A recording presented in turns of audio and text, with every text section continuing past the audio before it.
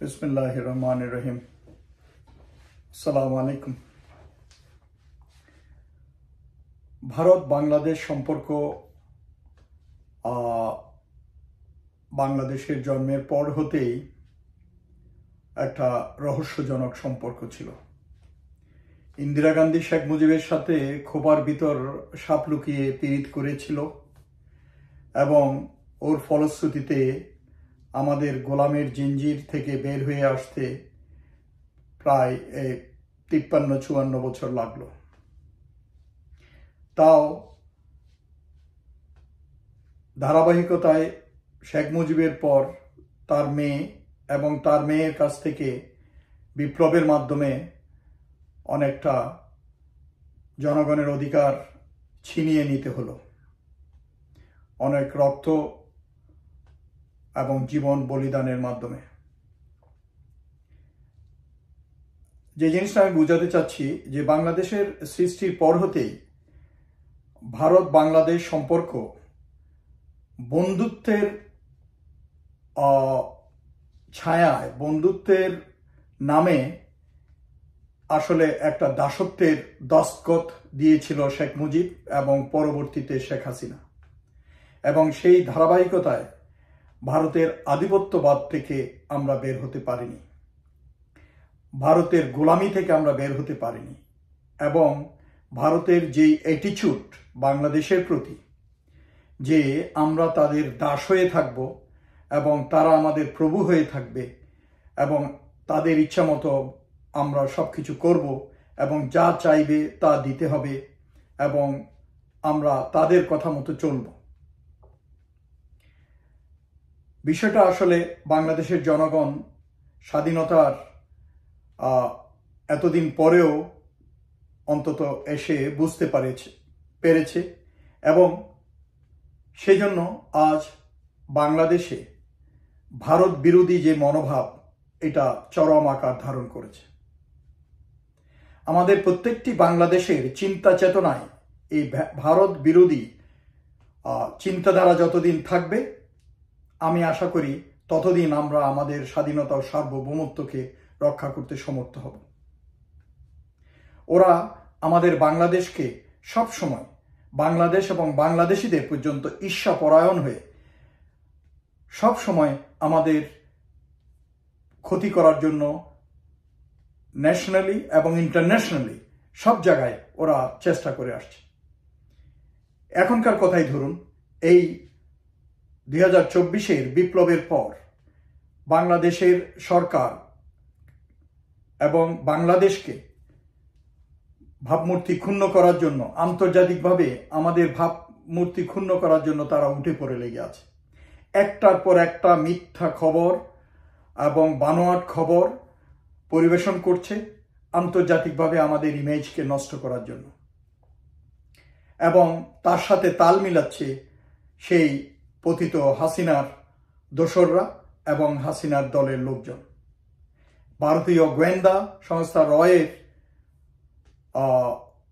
সমন্বয়ে তারা এইসব কাজগুলো করছে। ভারতের মন্ত্রী মিনিস্টাররাও আমাদের দেশ নিয়ে উদ্ধত উক্তি উচ্চারণ করতে দ্বিধাবোধ করে না। অমিত শাহ কিছুদিন আগে বলল, ভারতের স্বরাষ্ট্রমন্ত্রী অমিত শাহ বলল যে বাংলাদেশকে দখল করে নেবে। তার কিছুদিন আগে তাদের একজন কংগ্রেসম্যান বলল যে আমাদেরকে স্বাধীনতা দিয়ে ভুলেই করেছে। তো আমার কথা হচ্ছে যে স্বাধীনতা তো রক্ত দিয়ে কেনা রে ভাই, এটা তো তোমাদের দান না। তোমরা তো তোমাদের এজেন্ডা বগল চাপা করে আমাদের কাছে আসছিলে যাতে তোমাদের স্বার্থ আদায় করতে পারো, কারণ বাংলাদেশকে তোমাদের দরকার আছে।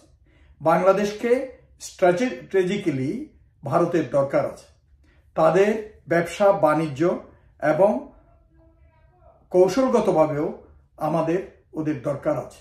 বাংলাদেশকে ভারতের দরকার এবং সেজন্য আপনি দেখেন এই ইদানিং আবার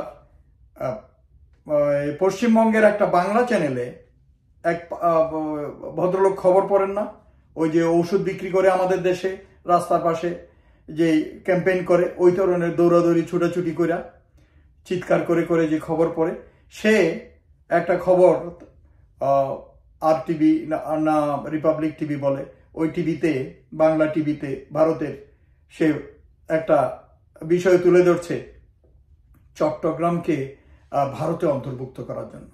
তো এগুলো হাস্যকর, ওদের চিন্তাভাবনা, কথাবার্তা এবং এই যে বিভিন্ন ন্যারেটিভ দিয়ে ওরা যে মানুষকে উস্কানোর বা বিভ্রান্ত করার যে কর্মকাণ্ড, এইসব দেখে আসলে হাসি পায়।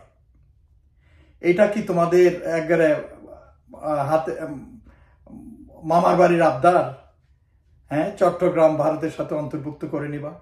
একইভাবে তোমরা যে বিভিন্ন উল্টাপাল্টা কমেন্ট করো, সো এত হেলাফেলা ভেবো না। We have our plan. রণকৌশলগতভাবে, স্ট্র্যাটেজিক্যালি আমাদের পরিকল্পনা আছে। তোমরা মনে করো না বাংলাদেশে হাত দিয়ে তোমরা ইজিলি করতে পারবে। এটা সিকিম নয়, এটা খেয়াল রাখতে হবে। বাংলাদেশ সিকিম নয়, বাংলাদেশের জনগণ সিকিমের জনগণ নয়।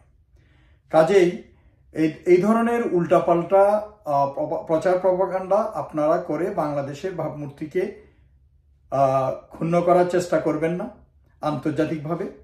এবং একই সাথে আমি বলবো, যেমন চট্টগ্রামে নাকি মাইনরিটিদের উপরে, সংখ্যালঘুদের উপরে অনেক অত্যাচার, গণহত্যা হচ্ছে, এ হচ্ছে, সে হচ্ছে।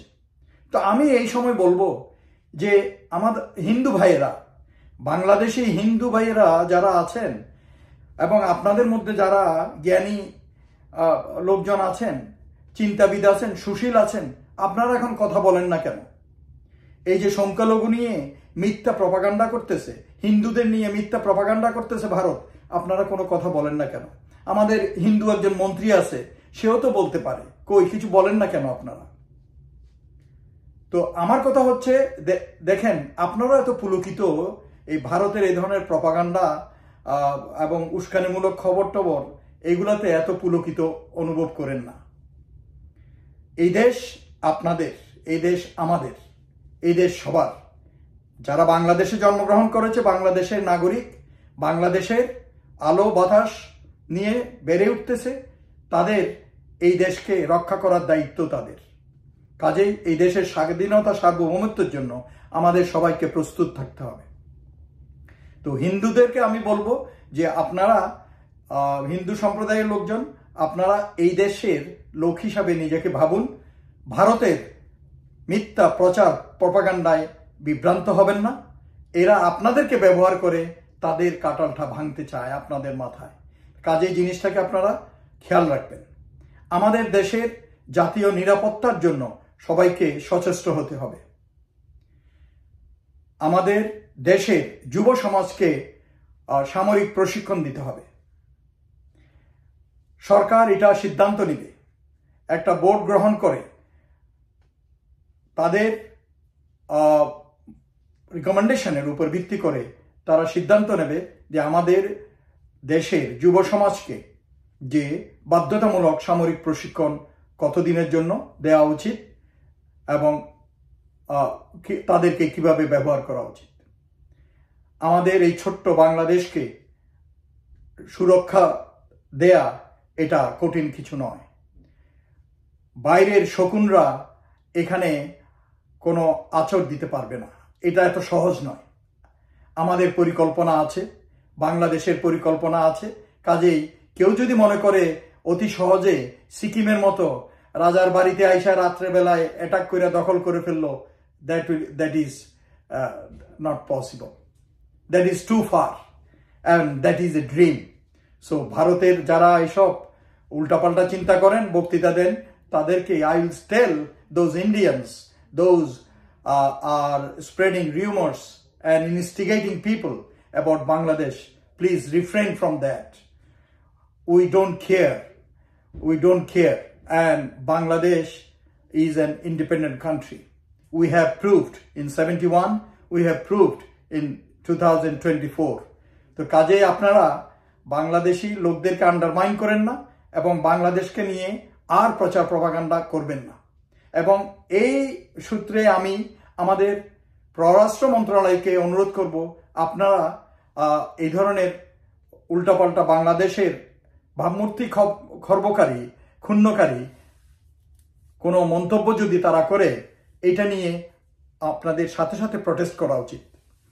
আপনাদের সাথে সাথে প্রটেস্ট করা উচিত। নমনীয় ফরেন পলিসি নিয়ে আপনারা থেকেন না, বেশি ভদ্রতা দেখায়েন না, বেশি উদারতা দেখায়েন না। ভারত হচ্ছে শক্তের ভক্ত, নরমের জম। আমি বিডিআর এর সেক্টর কমান্ডার ছিলাম অল্প কিছুদিনের জন্য রংপুরের ওদিকে, এবং আমি দেখেছি শক্তের ভক্ত, নরমের জম। এই মালাউনের জাত, এদের সাথে নরম ভাষায় কথা বললে হবে না। কাজেই শক্ত ভাষায় প্রতিবাদ করতে হবে এদের উল্টাপাল্টা আচরণের জন্য। আমাদের জাতীয় নিরাপত্তার জন্য সবাইকে সচেষ্ট হতে হবে এবং আমাদের দেশকে রক্ষার জন্য সবাইকে ঐক্যবদ্ধ হতে হবে। ভারতের মিথ্যা প্রপাগান্ডা আমাদেরকে যাতে বিভ্রান্ত করতে না পারে সেই জন্য খেয়াল রাখতে হবে। এবং সংখ্যালঘু ইস্যু নিয়ে ওরা যেসব মিথ্যা প্রপাগান্ডা করতেছে, আমি আমার সংখ্যালঘু সম্প্রদায়ের হিন্দু, বৌদ্ধ, খ্রিস্টান যারা আছে তাদেরকে বলবো, আপনারা সত্যটাকে তুলে ধরুন এবং এটা মিডিয়ার মাধ্যমে বলুন। মিথ্যা কথা বলে ওরা যে বলছে অত্যাচার করা হচ্ছে, কোথায় অত্যাচার করা হয়েছে? যাদের উপর হয়েছে এরা দেখেন গিয়ে এরা আওয়ামী লীগ করছে, এবং ওরা আওয়ামী লীগের সময় তাদের ভাবসাবে মানুষের উপর অত্যাচার করছে, মানুষের সম্পত্তি দখল করছে, তাদের উপর উল্টা হামলা আসছে। এটা তো কিছু না, এটা তো মুসলমানদের উপর আসছে। কিন্তু যারা শান্তিপ্রিয় হিন্দু, বৌদ্ধ, খ্রিস্টান, তাদের উপর তো কোনো হামলা আসে নাই। কাজেই এই মিথ্যা প্রপাগান্ডা আপনাদেরকে থামাতে হবে, আপনাদেরকেও সহায়তা করতে হবে। আমরা সবাই বাংলাদেশি ভাবি, আমরা বাংলাদেশি মনে প্রাণে চিন্তা চেতনায়, এবং আমরা এক হয়ে বিভাজনের চিন্তা ভাবনা দূর করে আমরা যেন ভাগাভাগি হয়ে না যাই।